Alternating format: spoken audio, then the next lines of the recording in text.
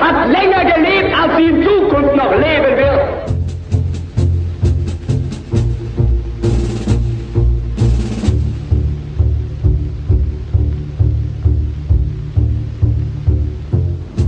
Seit 5:45 Uhr wird jetzt zurückgeschossen. Und von jetzt ab wird Bombe mit Bombe vergolten.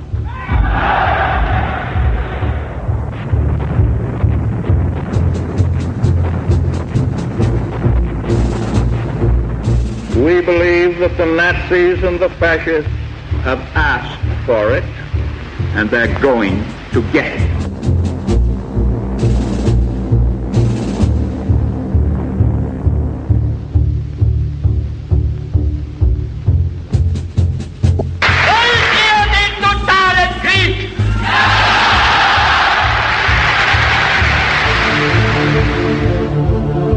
Los socios americanos de Hitler.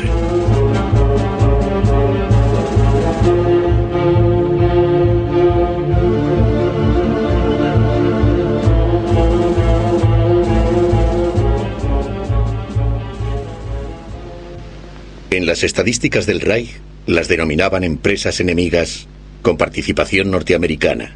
Durante la guerra aún eran 553. Entre ellas nombres conocidos como Coca-Cola, Kodak y American Express.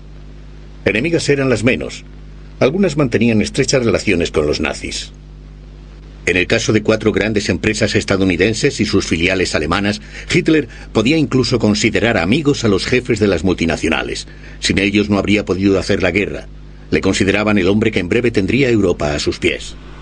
Noviembre de 1941. Poco antes de la entrada en guerra de los Estados Unidos, el presidente norteamericano Roosevelt atacó a un grupo de industriales estadounidenses. The all-inclusive whole of our vast industrial machine.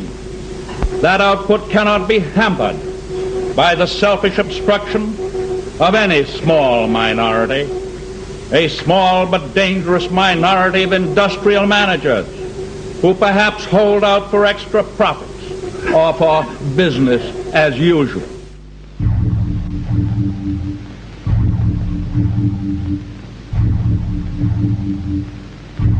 En la década de los años 30, Standard Oil, posteriormente Esso, era el mayor gigante del petróleo de los Estados Unidos. La multinacional seguía una política internacional sin reparar en gobiernos ni pueblos. La meta era la creación de monopolios. Standard pertenecía al imperio Rockefeller, en cuyo rascacielos neoyorquino se encontraba también su sede central. Se decía que el director, Walter Teagle, tenía los modales de un emperador. Teagle encontró a otro coloso que aspiraba a sí mismo a controlar el mundo, IG Farben. También en el gigante alemán de la química un hombre tomó el poder, Hermann Schmidt. Al principio era competidor de la Standard Oil. IG Farben había desarrollado el procedimiento para la fabricación de gasolina sintética. Aquel que poseyera la patente sería dueño del mercado mundial si se sufría una escasez de petróleo. También Standard Oil temía una situación así. Rápidamente llegó a un acuerdo con IG Farben. Los alemanes necesitaban la pericia de la Standard para la costosa producción del combustible sintético. Pero Hitler quiere la guerra. Por razones estratégicas necesita la gasolina sintética, cueste lo que cueste. En guerra, le cerrarían rápidamente el grifo del petróleo. Todavía en 1938 Alemania tiene que importar el 80% de su aceite bruto. Se pensó en instalar conductos, se pensó en crear una flotilla de barcos cisterna. Todos estos planes quedaron detenidos desde el principio. Pues para Hitler era esencial que Alemania poseyera independencia industrial.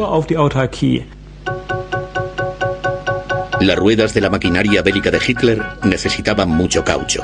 El caucho natural cuesta divisas que escasean y no se puede obtener en estado de guerra. También en este caso puede ayudar el pionero de la química IG Farben.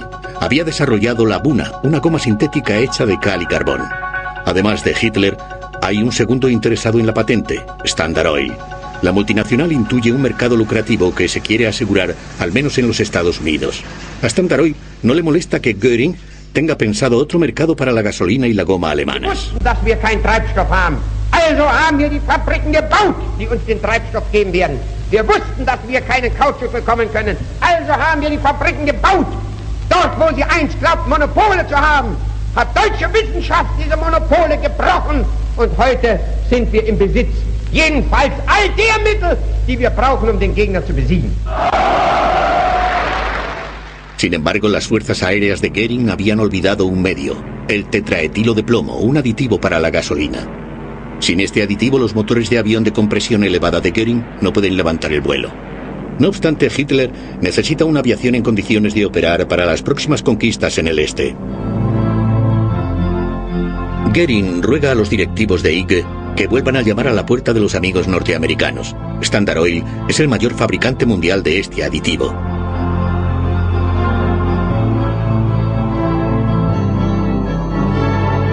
El director de la empresa, Walter Tigel, en Nueva York, y el director de IG Farben, Hermann Schmidt, en Berlín, habían decidido hacía tiempo la construcción de 2 fábricas de tetraetilo de plomo en Alemania.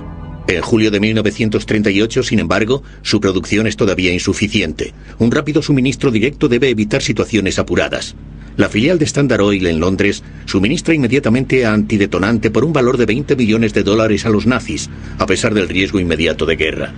Ahora Hitler puede anexionar los Sudetes y preparar la invasión de Checoslovaquia. En el verano de 1939, poco antes de la invasión nazi de Polonia, los ingleses vuelven a suministrar tetraetilo de plomo por un valor de $15 millones. Así se posibilitan también los primeros ataques relámpago a Inglaterra.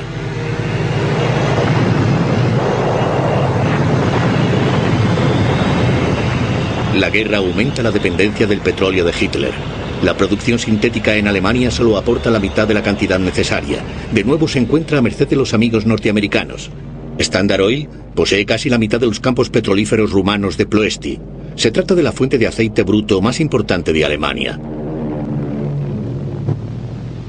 Desconfiado como es, Hitler arrincona a los rumanos. Dejan de tener voz en la sociedad petrolífera rumano-americana de la que son socios y tienen que ceder a la Luftwaffe la protección de los campos petrolíferos. Sin embargo, Hitler aún necesita más. Por una correspondencia que se encuentra en el archivo militar de Friburgo, se demuestra que los nazis necesitaban sin falta lubricante de petróleo residual y que únicamente los Estados Unidos podían suministrarlo. El suministro era indispensable para la guerra y debía realizarse durante la misma. De hecho, los Estados Unidos suministraron este lubricante incluso estando en guerra, por lo que yo sé, en cantidad suficiente para todos los años de la guerra. El lubricante de petróleo residual es un valioso subproducto del petróleo que se necesita, por ejemplo, para motores de tanques. El Tercer Reich sigue necesitando gasolina y diésel de los Estados Unidos. Los barcos de los amigos norteamericanos toman petróleo en el Caribe. Los barcos cisterna suelen navegar bajo bandera panameña. En el Atlántico acechan buques de guerra británicos que intentan torpedear con un bloqueo naval el suministro de petróleo para Hitler. La Marina es, en mi opinión, un caso especial, pues hicieron negocios directamente con los Estados Unidos y con los países caribeños. Se pueden demostrar negocios directos, no por medio de facturas, pero sí con notas de actas, en donde se ve claramente que se inician los tratos, que se sabe también que son negocios germano-estadounidenses. Asimismo, que se paga también con divisas en curso, que los precios suben durante la guerra y que todo estaba autorizado por las altas instancias. Por un combustible diésel de alta calidad, el general en jefe de la Marina puede exigir $500.000 de divisas que escasean. Hitler quiere dominar el Atlántico con sus submarinos. También para los suministros de diésel puede contar con la ayuda de sus amigos estadounidenses. Además de Standard Oil, se trata principalmente de Texaco, del amigo de Hitler, Torkil Riva, un norteamericano de origen noruego, que también tiene relaciones con el servicio secreto alemán, cuyos hombres de confianza elogian a Riva. Se certifica que es pro-alemán y se le clasifica como sincero admirador del Führer.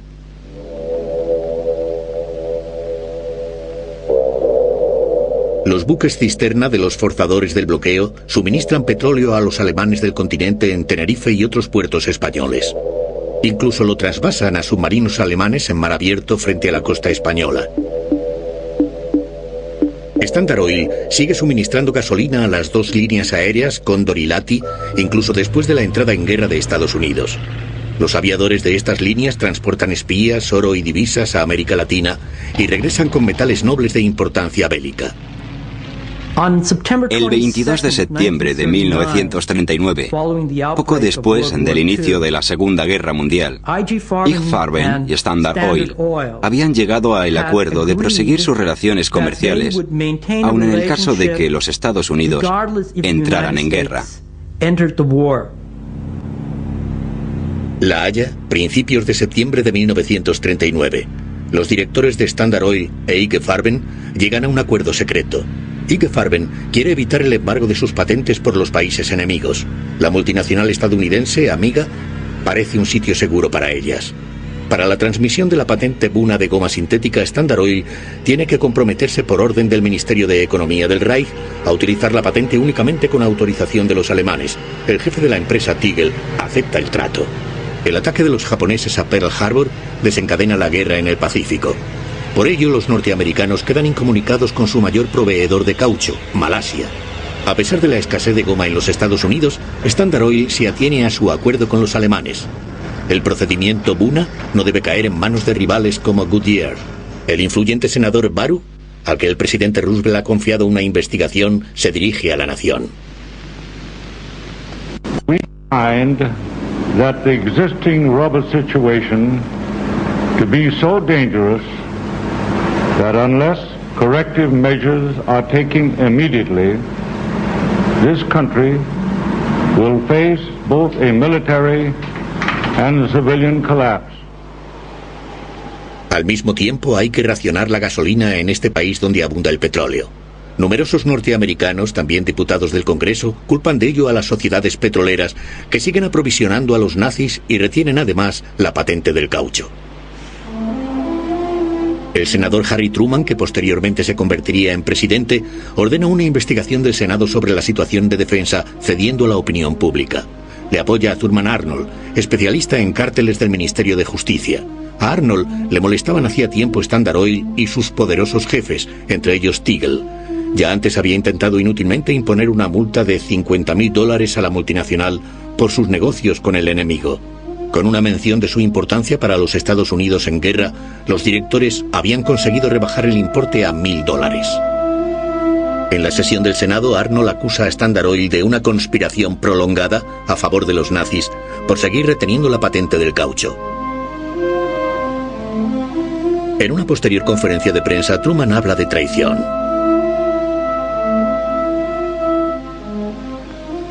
Por decisión del Congreso se autoriza la utilización de las patentes de Buna en los Estados Unidos. El poderoso Tigel está acabado y se retira de la dirección de la empresa.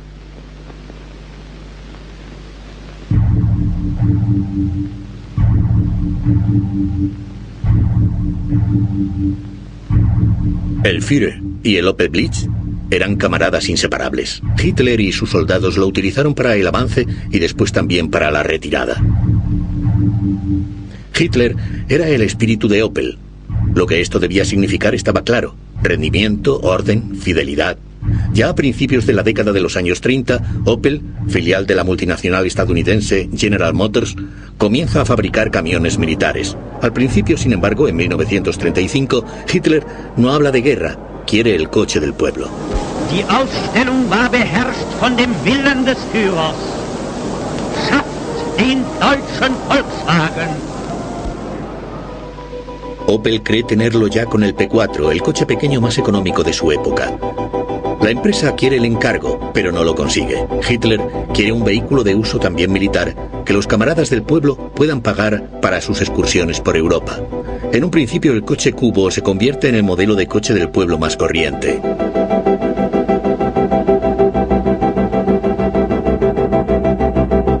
Aún así, Opel puede construir su coche del pueblo, el Blitz. Ya en 1935 se crea, de acuerdo con la Wehrmacht, Fuerzas Armadas Alemanas, la fábrica de camiones de Brandeburgo.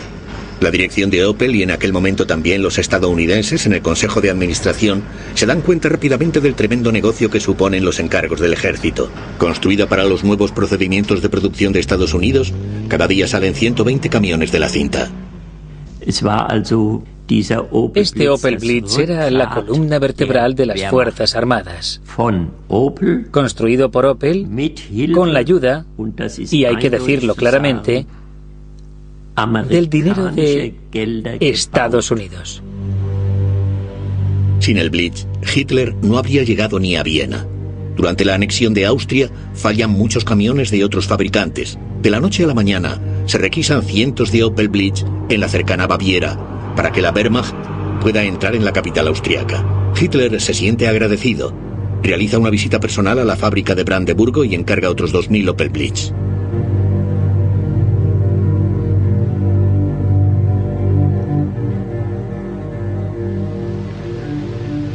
Durante la década de los años 30 y al inicio de la guerra hay un estadounidense que se ocupa de forma especialmente activa de las posesiones de GM en Alemania, James D. Mooney, el vicepresidente de la empresa. Por sus esfuerzos para la conversión de Opel en importante fábrica de armamento, Hitler le confiere en 1938 la Orden del Águila, la mayor distinción del partido para extranjeros.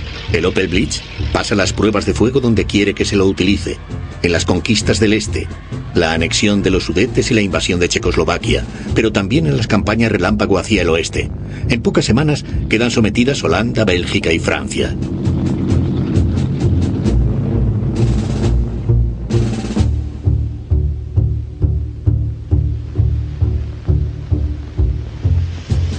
Con el comienzo de la guerra prácticamente se detiene la fabricación de turismos en Rüsselsheim. Quedan puestos libres, el personal se reduce por las llamadas a filas. La fábrica quiere atajar este proceso, y también las fuerzas aéreas encuentran un nuevo uso para Rüsselsheim. Opel produce ahora partes de fuselaje y motores para los Ju-88, los bombarderos más importantes de Hitler. Ya pocos días después del comienzo de la guerra, se había llegado a un estrecho acuerdo entre la Luftwaffe y la fábrica de Rüsselsheim. Esto se vio favorecido también por la reunión con el vicepresidente Mooney, que no solo tenía relaciones con la dirección del Partido Nacional Socialista, sino que se encontraba entonces en Berlín. Acudió a Rüsselsheim y se reunió finalmente con Göring. En su conversación con Göring, Mooney expresa una cierta simpatía por la política de los nazis. También él opina que Alemania había recibido un trato demasiado duro por parte de Francia e Inglaterra después de la Primera Guerra Mundial. Göring anima a Mooney a que haga de intermediario entre los países en guerra. Mooney lo consulta con el presidente Roosevelt y este accede a ponerse a disposición como moderador. Roosevelt desea a Mooney buena suerte en su misión. Berlín, febrero de 1940. Una carta aduladora al querido canciller del Reich abre a Mooney el acceso a Hitler en la nueva Cancillería del Reich. En un diario que nunca llegó a publicarse por oposición de General Motors, Mooney informa sobre su conversación con Hitler. En su informe a Roosevelt, describe a Hitler como acogedor y amistoso. Sin embargo, las exigencias megalómanas del Führer, que quiere que se reconozca a la Alemania nazi como potencia mundial, tienen a Roosevelt sin cuidado. Mooney ha desempeñado su papel de idiota útil. Messerschmitt, el subsecretario del Departamento de Estado, califica a Mooney posteriormente de fascista. El curioso episodio en torno a Mooney, el amigo de los nazis, no tuvo influencia alguna sobre el curso de la historia.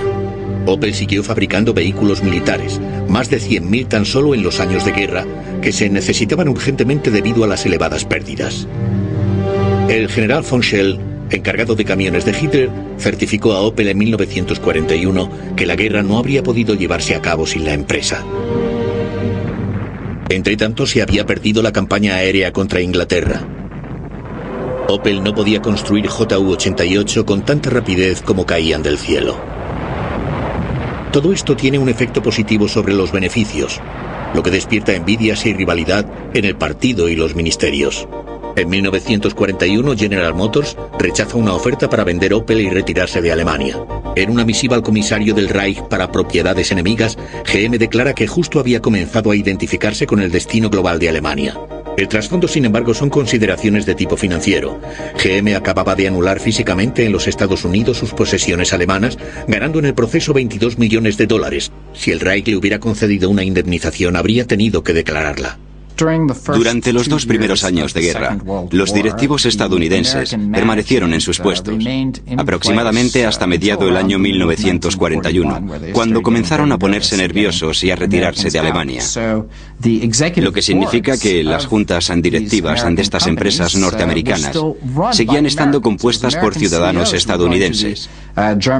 Los directivos norteamericanos se dirigieron al comando de armamento alemán y aclamaron: ¿cuántos camiones tenemos que suministrar? ¿Cuántos trabajadores forzados necesitamos? Conseguidnos personal y materiales. ¿Qué papel desempeñamos en el plan de producción global? Los estadounidenses vieron que su cliente tenía unas necesidades determinadas e hicieron todo lo posible por satisfacerlas lo más eficientemente posible. Mientras tanto, General Motors obtiene unos beneficios inmensos de la producción norteamericana de armamento que ahora organiza Mooney. Como oficial de reserva de alta graduación, se considera un patriota. El jefe de Mooney, Sloan, aportó la filosofía comercial para ello. Una empresa internacional que opera en todo el mundo debería llevar a cabo sus actividades bajo puntos de vista estrictamente económicos, sin tener en cuenta la actitud política del país en el que se desarrollan. No somos una institución benéfica, conseguimos beneficios para nuestros accionistas. Una vez comentábamos, menuda ironía, aquí se fabrican los camiones para luchar contra los norteamericanos. Sí, así era. Y, sin embargo, no sufrimos ningún ataque.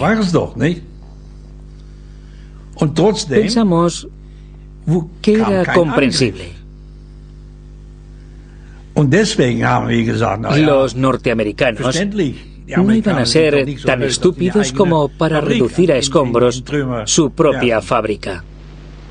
Los norteamericanos no son estúpidos.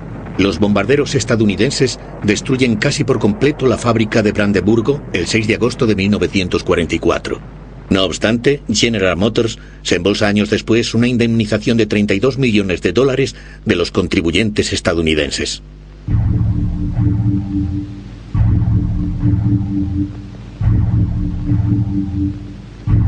En 1921 se publicó la traducción alemana del libro de Henry Ford, El judío internacional. Entre Henry Ford, el legendario fabricante de automóviles, y Adolf Hitler, existía ya tempranamente una afinidad espiritual, el antisemitismo. El libro de Ford reforzó el odio que sentía Hitler hacia los judíos y le sirvió de modelo para el escrito difamatorio Mi lucha. Los líderes industriales estadounidenses consideraban a Hitler y a las dictaduras fascistas europeas como una posible solución a los problemas que tenían con los movimientos obreros y los sindicatos. En opinión de Ford, los sindicatos eran obra del diablo. El brutal proceder de Hitler contra los sindicatos agradó a Ford, que mantenía guardias armados en sus fábricas. Ya antes de la toma de poder, apoyaba económicamente a Hitler. Un retrato del benefactor colgaba en la sede muniquesa del Partido Nacional Socialista Obrero Alemán. En lo que respecta a Henry Ford, en aquel entonces se le consideraba la inspiración de Hitler. Pero fue mucho más que eso. Henry Ford era casi el dios de la producción en masa. O quizá debería decir su papa. Miles de personas le escribían diariamente: es usted el mayor héroe. Ha introducido el sistema de producción que ha engrandecido tanto a Estados Unidos. El Fordismo se convirtió en la ideología de la clase industrial alemana. Todo debía realizarse según el ejemplo de Henry Ford. Detroit sigue siendo la patria de Ford. En las fábricas en la calle Piquet, actualmente ruinas industriales, se encontraban en otro tiempo las cadenas de montaje de las que salía el famoso Tin Lizzie de Ford, el primer automóvil popular y barato producido en masa. Colonia 1930. Henry Ford coloca personalmente la primera piedra de su propia fábrica en Alemania. Los negocios no marchan bien al principio, sus coches son demasiado caros y sufren el rechazo que muchos alemanes sienten por los artículos de fabricación extranjera. Wer sich als durchschnittlicher deutscher Kraftwagenbesitzer heute einen ausländischen Wagen kauft, kann nicht darauf hinweisen, dass ihn dessen bessere Qualität dazu bewogen hätte. Denn hier sind unsere deutschen Automobile zurzeit von ausländischen nicht mehr zu schlagen. A principios de la década de los años 30, las fábricas de Ford no funcionan a pleno rendimiento. Colonia y Detroit, donde Edsel, el hijo de Henry Ford, ha asumido la dirección, buscan una salida. En un escrito confidencial a Edsel, Colonia indica que en Alemania se está desarrollando una economía de guerra, en la que los encargos del gobierno se vuelven cada vez más importantes. Los estadounidenses no lo consideran un problema. Venden sus 8 cilindros como motor para un vehículo todoterreno militar. Ha comenzado la adaptación de las fábricas Ford. Detroit acepta también la siguiente condición. Los fabricantes extranjeros de automóviles ya no reciben caucho para las llantas y tampoco divisas para la importación. Tienen que conseguir la goma por trueque y ceder el 25% de ella para fines armamentísticos. El camarada Hitler se muestra agradecido. Por fin los coches de Ford fabricados en Colonia pueden llevar el sello de calidad de producto alemán. Los negocios con el gobierno se animan. En 1938, Ford y Opel se incluyen en la planificación de las Fuerzas Armadas, que necesitan rápidamente 100.000 camiones, entre ellos también vehículos pesados de 3 ejes y otros accionados por cadena. Los nazis tienen incluso mucha prisa. Quieren recibir en 1938 inmediatamente 1.000 camiones de Ford. Los de Colonia no pueden entregarlos tan rápido. Los estadounidenses ofrecen rápidamente su ayuda. Por lo que se ve, no les parece indebido. Los motores, chasis y cabinas de los camiones importados en octubre de Detroit se montan clandestinamente por la noche en Colonia y la Wehrmacht los recoge al amanecer. Justo en el momento en que el mundo entero está preocupado por Checoslovaquia y por el propósito de los nazis de extorsionar a Checoslovaquia e invadir los Sudetes, justo en ese momento, las Fuerzas Armadas acuden a Ford y le dicen: necesitamos 1.000 camiones ahora. Y yo pregunto, ¿parece plausible que Ford no supiera para qué se iban a emplear estos 1.000 camiones? El encargo no era un secreto para Ford. Los nazis habían pagado parte del suministro incluso con los escasos dólares. No obstante, Ford no lo reconoció hasta después de décadas. Hitler ya había distinguido anteriormente a Henry Ford con la Orden del Águila por su excelente colaboración. Ford permite que el vicecónsul alemán en Detroit fije la condecoración en su solapa a finales de 1938. También Ford demuestra ahora su reconocimiento por los buenos negocios. En el 50 cumpleaños de Hitler, el 20 de abril de 1939, la empresa transfiere 35.000 marcos del Reich a la Fundación para Donativos AH. En los primeros años de la guerra, la producción de camiones aumenta enormemente. No se sabe que Ford haya protestado por ello.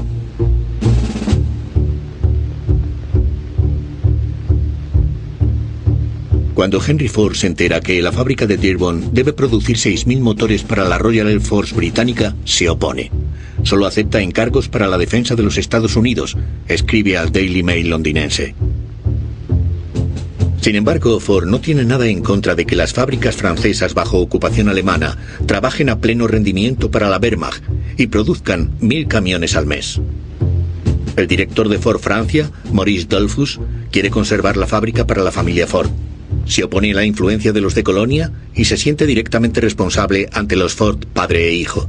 También después de la entrada en guerra de los Estados Unidos, hace llegar a Edsel Ford informes de éxito. Todavía en junio de 1942, Edsel Ford agradece a Dollfuss su actuación ejemplar. En Colonia, Ford solo puede producir los suministros para las Fuerzas Armadas con ayuda de trabajadores forzados. Se alojan en el recinto de la fábrica. En los años finales de la guerra, Ford da trabajo además a miles de presos de campos de concentración que toma prestados de las SS por 2 euros al día. Las condiciones de vida y de trabajo son brutales. En la fábrica había policías. Había un nazi que llevaba una insignia. Llevaba aquí una cruz gamada.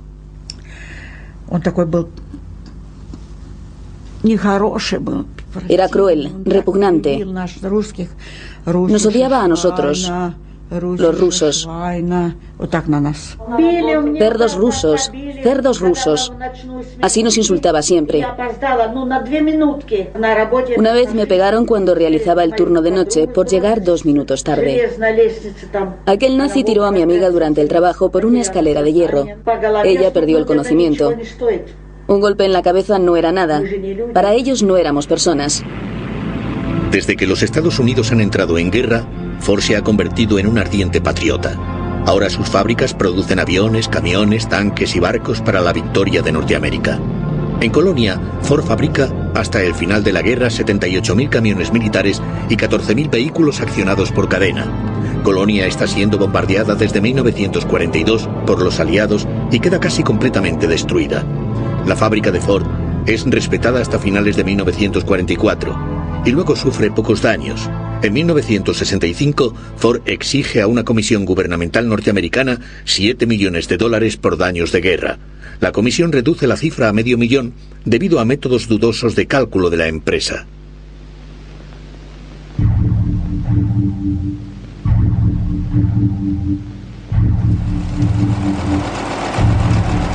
IBM ya fabricaba entonces los precursores de los ordenadores actuales. En Alemania lo hacía la empresa propiedad de la multinacional Deutsche Hollerith Maschinen AG de Omagh. Por medio de tarjetas perforadas, podían procesar rápidamente cifras para estadísticas, asientos y cálculos e imprimir los resultados.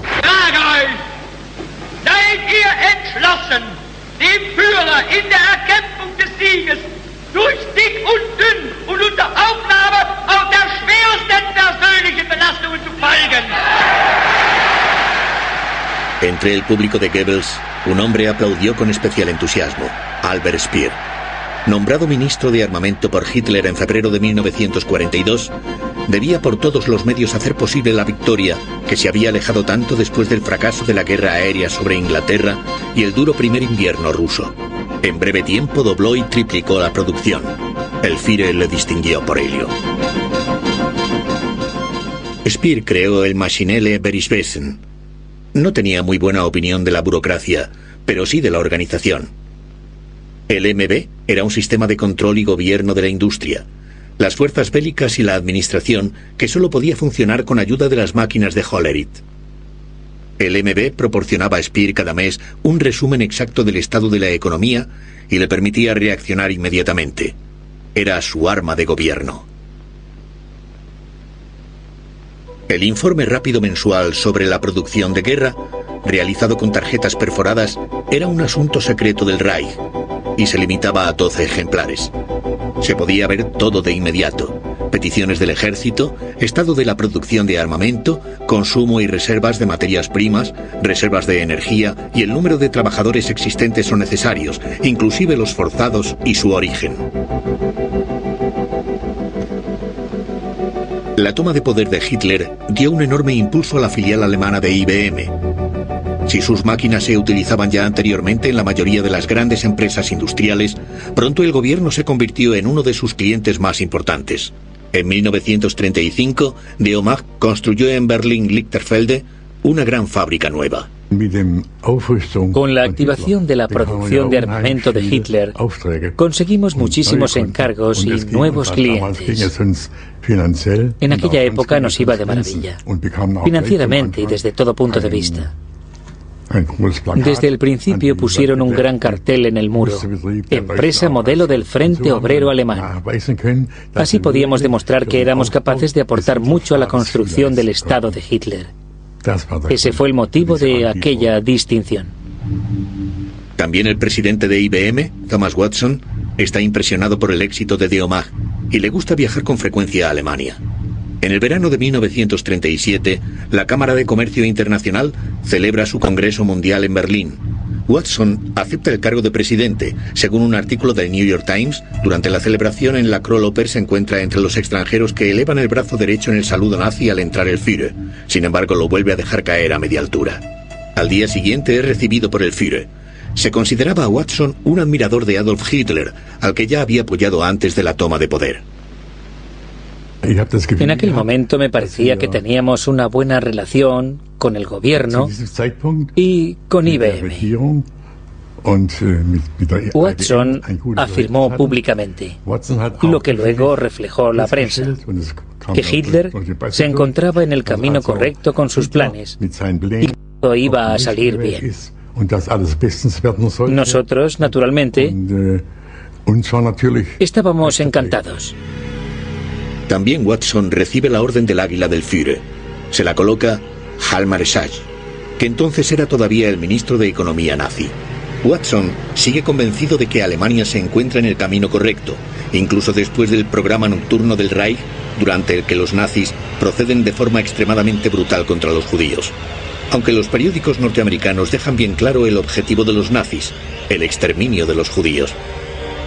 También se cuenta con la colaboración de Deomag, que cumple el mayor encargo del gobierno hasta ese momento con gran celo. Sus máquinas realizan el Gran Censo de 1939, con el que los fanáticos racistas de las SS quieren averiguar cuántos judíos viven en Alemania, los Sudetes y Austria. Para una segunda tarjeta, la llamada tarjeta complementaria, se pide también el nombre y la dirección, la raza y el origen de los padres y abuelos. El departamento de razas de las SS quiere detectar así a todas las personas judías, medio judías o con un cuarto de sangre judía. A Hitler no le importa la religión, sino la raza. IBM se mantuvo neutral y prácticamente no se mezclaba en esos asuntos. Porque si convenzo a alguien de algo, siempre estaré pisando a otro, y eso no lo querían en Deomag. ¿Era la política de la empresa? La política de la empresa, naturalmente. Con la invasión de Polonia comienza la política de exterminio en el este. Cracovia se convierte en la capital de la zona ocupada de Polonia, transformada en gobernación general. Hermann Frank, el brutal gobernador de Hitler, reside en el castillo de Cracovia. Los fanáticos del orden ven también aquí una tarea para las máquinas Hollerith. En Cracovia se crea un gran departamento estadístico. También los enviados de Watson se encuentran allí. La representación de IBM en Cracovia cambia de nombre a Watson Business Machines. Con la ayuda de las tarjetas perforadas, se quieren obtener datos económicos y registrar a los polacos como trabajadores forzados. Sin embargo, la caótica administración nazi solo cumple parcialmente este objetivo. La exterminación de los judíos ya se había iniciado anteriormente con la ayuda de antiguos censos. Las diferentes sedes de Maschinenberichtswesen en Polonia, Austria, Francia, etc., tenían todas empleados o directores de IBM, es decir, nuestros hombres, que habían sido transportados allí y participaban en los trabajos.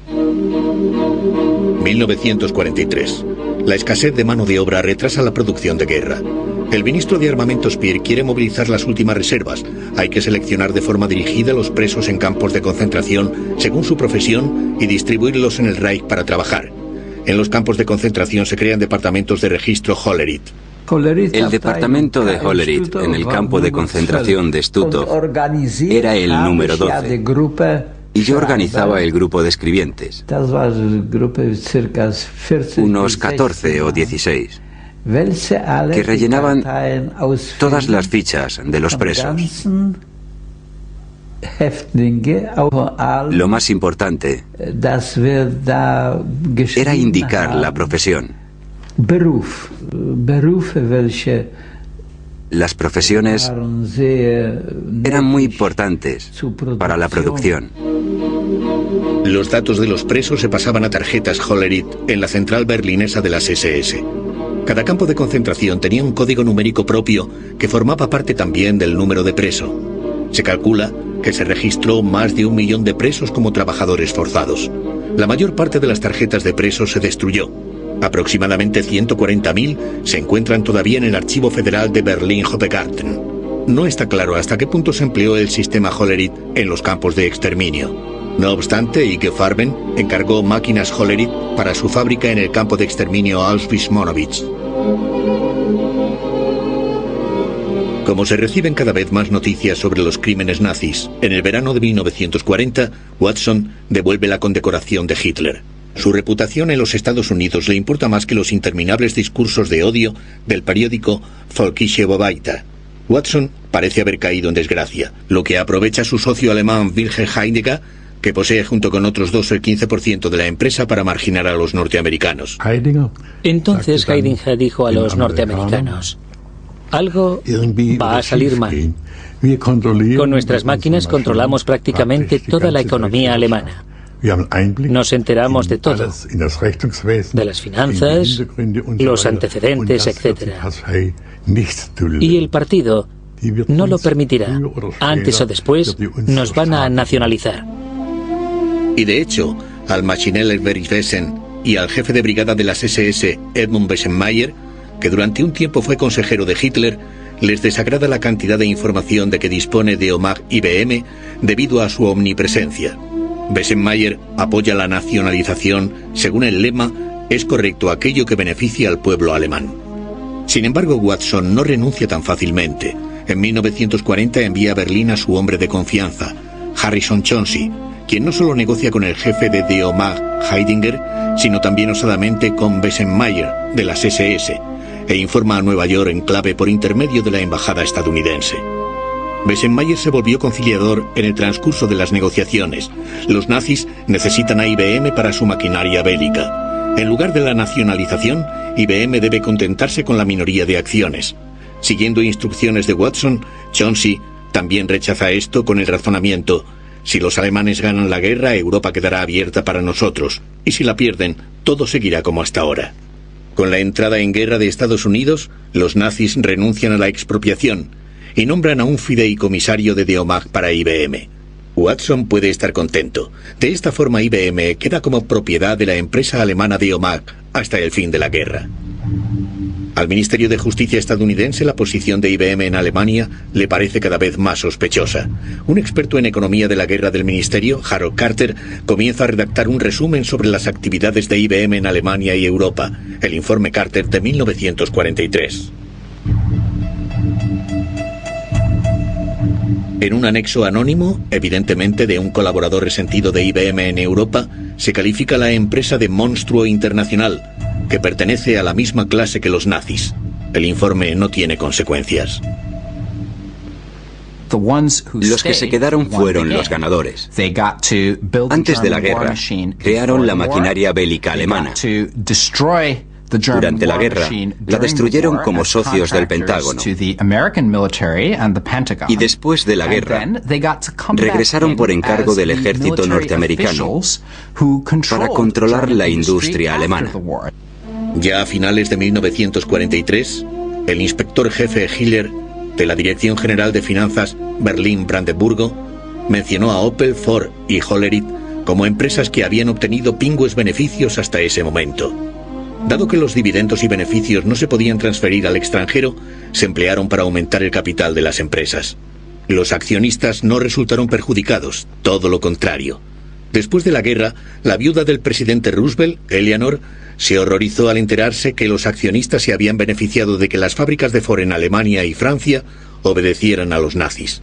El 19 de septiembre de 1945 escribió en el New York Times: «Las complicaciones comerciales tienen un extraño efecto sobre nuestro patriotismo y nuestro sentido de la ética».